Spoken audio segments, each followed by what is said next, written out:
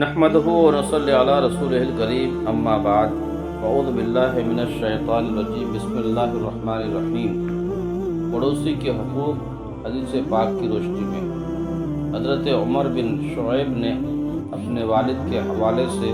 اپنے دادا کے حوالے سے نبی اکرم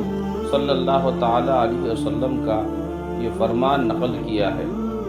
جو شخص اپنے اہل خانہ اور اپنے مال کو لاحق ہونے والے کسی نقصان کے خوف کی وجہ سے،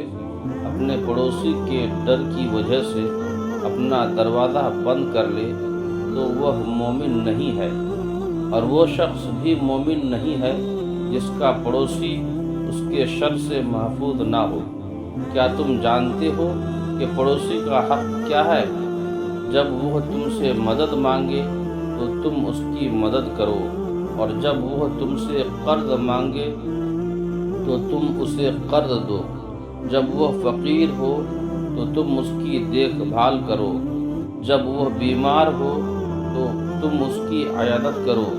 جب اسے کوئی بھلائی نصیب ہو تو تم اسے مبارکباد دو، جب اسے کوئی مصیبت لاحق ہو تو تم اس کے ساتھ تعزیت کرو،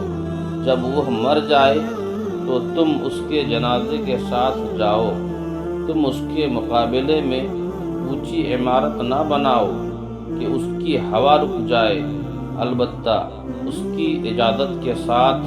ایسا کر سکتے ہو، اور تم اپنی گندگی کے بو کے ذریعے اسے اذیت نہ پہنچاؤ، اور تم اپنے ہنڈیا کی بو کے ذریعے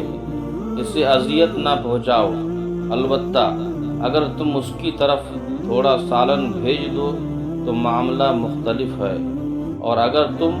پھل خریدو تو اسے تحفے کے طور پر بھیجو۔ اگر تم ایسا نہیں کرتے تو پھل کو پوشیدہ طور پر لے کے جاؤ، اور تمہارے بچے وہ پھل لے کر باہر نہ جائیں، کہیں اس کے بچے وہ پھل دیکھ کر پریشان نہ ہوں۔